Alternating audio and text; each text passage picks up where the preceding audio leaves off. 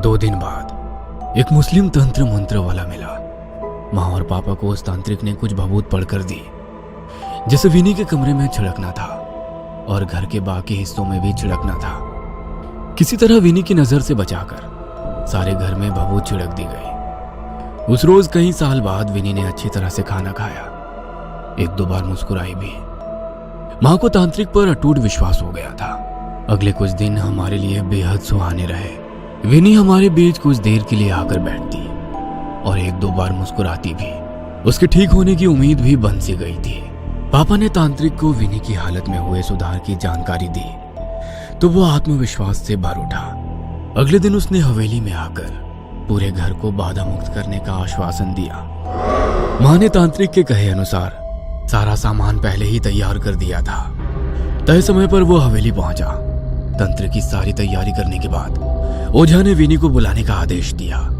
विनी तांत्रिक को देखकर रहस्यमयी तरीके से मुस्कुराई। सफेद रंग की सलवार कमीज पर उसने कुछ अजीब तरह से दुपट्टा ओढ़ रखा था, बिल्कुल वैसे जैसे मुस्लिम महिलाएं नमाज के समय पहनती हैं। विनी को इस रूप में देखकर हम सभी सकते में आ गए थे। ओझा के नजदीक पहुंचकर वो फिर से मुस्कुराई और मर्दाना आवाज में कुछ फुसफुसाने लगी। देखते ही देखते ओझा वहीं जमीन पर गिर पड़ा। हम सभी का डर के मारे खून जमा जा रहा था। कुछ ही देर में ओझा की आंख पलट गई। उसे देखकर विनी ने जोर से ठहाका लगाया और गुस्से में मां को घूरने लगी। फिर उसने हम सब की तरफ नजर घुमाई और अपने कमरे की ओर जाने लगी। विनी अपने कमरे में चली गई थी। हम सभी अभी भी सन्न थे। किसी तरह पापा ने हिम्मत करके उस ओझा की नब्ज छूकर देखी।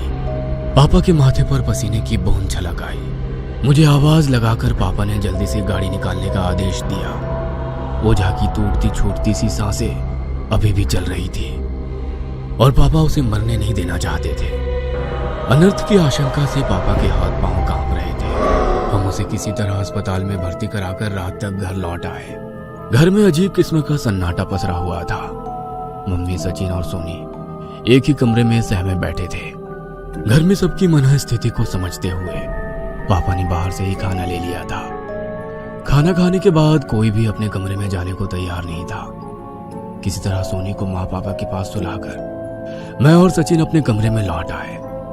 समझ नहीं आ रहा था कि इस हवेली को मनहूस कहूं या लकी। इस हवेली में आने के बाद पापा ने बहुत तरक्की की है। भला कोई भूतिया घर भी किसी के लिए शुभ हो सकता है। कहीं विनी को कोई मानसिक परेशानी तो नहीं हो गई जो वो ऐसी हरकतें कर रही है। लेकिन ओझा का उसी समय गिरना, डॉक्टर का कहना कि ओझा को हार्ट अटैक आया था, वो तो किसी को भी हो सकता है। मैं अपनी आंखों से देखे हुए सच को विज्ञान की कसौटी पर रखकर झुटलाने का प्रयास में लगा था। रात के 12 बजे तक सचिन सो गया था, लेकिन मेरी आंखों में नींद नहीं थी। माँ, पापा और सोनी का हाल जानने के लिए मैं उनके कमरे की ओर जाने के लिए निकला तो देखा विनी पापा मम्मी के कमरे के बाहर खड़ी सिसक रही है। उसकी पीठ मेरी ओर थी, लेकिन ध्यान से सुनने पर उसकी कुछ आवाजें टूटे हुए लहजों में मुझ तक पहुंच रही थी। मैं कमरे की ओट में छिपकर सुनने की कोशिश करने लगा। हमारे वालिद और अम्मी को मुआफ कर दो, वो बस हमारी खैरियत चाहते हैं। अल्लाह के लिए उनकी जान बख्श दो, या अल्लाह मदद कर। विनी की आवाज मुझ तक पहुंची। विनी की भाषा सुनकर मेरे पूरे शरीर में अजीब सी झुरझुरी दौड़ गई। मेरे हिंदू परिवार में पली बड़ी बहन कब और कैसे इतनी शफाक उर्दू बोलने लगी, दिमाग काम नहीं कर रहा था। अचानक ही प्यास से मेरा गला सूखने लगा। वो किससे याचना कर रही थी? क्या रहस्य है इस उर्दू का? मैं समझ ही नहीं पा रहा था। अगले कुछ दिन विनी ने अपने कमरे में ही बिताए। तीसरे दिन खाने की टेबल पर बैठते हुए उसने माँ से खीर खाने की फरमाइश की। माँ ने खुशी खुशी उसके लिए खीर बना दी। फिर धीरे धीरे उसकी खाने को लेकर मांग बढ़ती ही गई। कभी वो चाट मांगती तो कभी भटूरे। बस अपना खाना सीधा कमरे में उठाकर ले जाती। उसका पहनावा, रहन सहन सब मुस्लिम महिलाओं की तरह हो गया था। एक रोज माँ को बूढ़ी माँ की याद आई। वो अम्मा भी तो मुस्लिम ही थी ना, कहीं उन्होंने ही तो कोई टोना टोटका नहीं करा दिया मेरी बच्ची पर। माँ अब अम्मा को ही कसूरवार ठहरा रही थी, लेकिन किया क्या जाए? ऐसा आसानी से तो वो मानेगी नहीं कि उन्होंने टोटका किया है। किसी तांत्रिक की ही मदद लेनी पड़ेगी। माँ ने शाम को पापा को अपने दिल की बात बताई।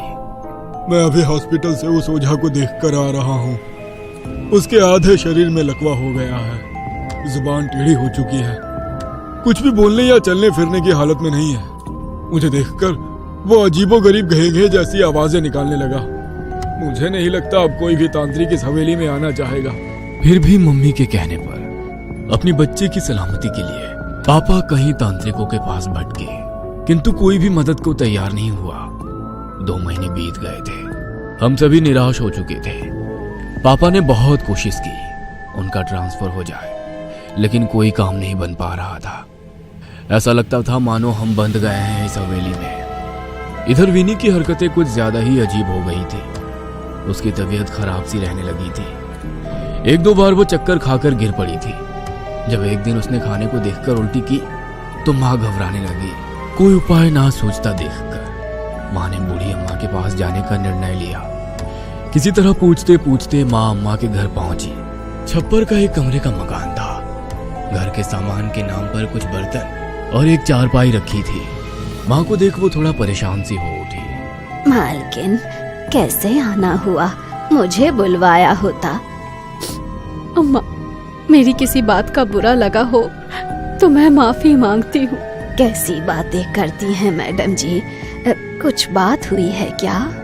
अम्मा, आपने कहा था कि बच्चों को दूसरे भाग में मत जाने देना, लेकिन एक दिन मेरी बच्ची गलती से वहाँ चली गई थी। तब से माँ ने पूरी कहानी उन्हें कह सुनाई। माँ की बात सुनकर उनके माथे पर चिंता की लकीरें उभर गई। ये कैसे हो सकता है? उन्होंने घड़े से निकालकर एक गिलास पानी पिया। आप पहले क्यों नहीं आई? अब बहुत देर हो गई है। क्या मतलब है आपका?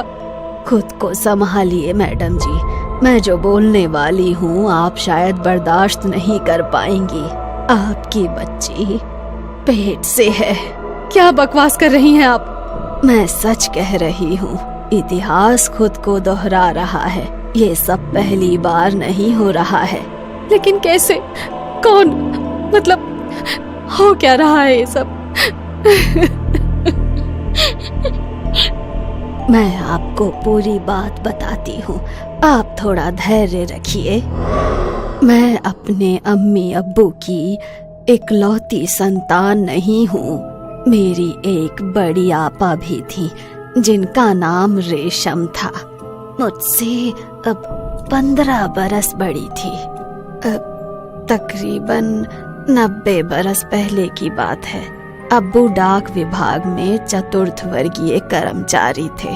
देश पर अंग्रेजों का राज था। अंग्रेज अफसरों के रुकने और ठहरने के लिए इस आलीशान हवेली को डाक बंगला बना दिया था, जिसकी देखभाल की जिम्मेदारी मेरे अब्बू की थी। अब्बू पूरी ईमानदारी से अपना काम करते थे।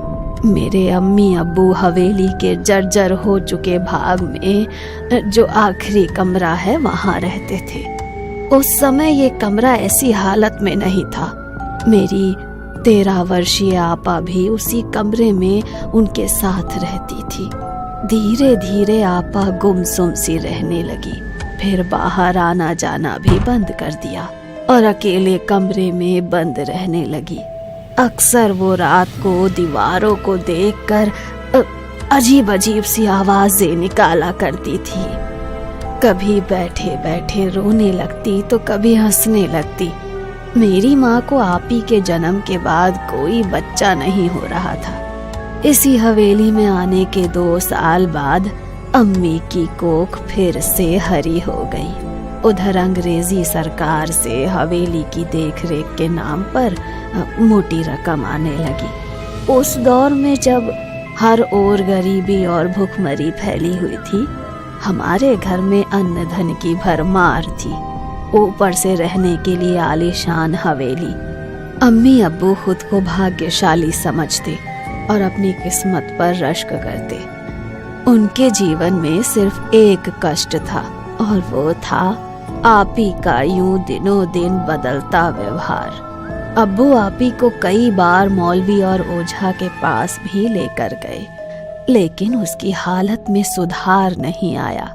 कोई भी डॉक्टर, वैद्य, हकीम, तांत्रिक उनकी परेशानी की नब्ज नहीं पकड़ सका। इधर अम्मी अपनी गोद हरी होने की खुशी में फूली नहीं समा रही थी और उधर एक खौफनाक खबर से उनका सामना हुआ। आपी पेट से थी। उस दिन अम्मी को देखने आई दाई ने आपी को देखकर अम्मी के कान में ये बात बताई तो उनको अपने कानों पर विश्वास नहीं हुआ। सारा दिन कमरे में बंद रहने वाली आपी कैसे पेट से हो गई। लोक लाज का भय अम्मी को भीतर तक हिला गया। किसी तरह हिम्मत करके अब्बू को सारी बात बताई तो मानो घर में तूफान आ गया। ये बात कल्पना और विज्ञान से बिल्कुल परे थी। कोई कन्या इस तरह भला कैसे? आपी को बहुत प्यार से पूछा लेकिन उसने कोई जवाब नहीं दिया।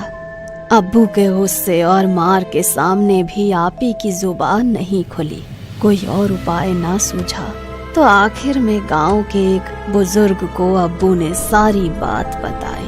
उन चचा ने अब्बू को एक तांत्रिक का पता दिया। अब्बू रेशम आपा का पहना हुआ एक कपड़ा लेकर उस तांत्रिक के पास जा पहुँचे। तांत्रिक ने अब्बू से आपी का कपड़ा लेकर सूंघा और कुछ मंत्र साधना करने लगा। कुछ देर बाद तांत्रिक ने अब्बू को कहा, तुम्हारी बेटी का बचना बहुत मुश्किल है, लेकिन मेरी बेटी को हुआ क्या है और ये सब क्यों हो रहा है?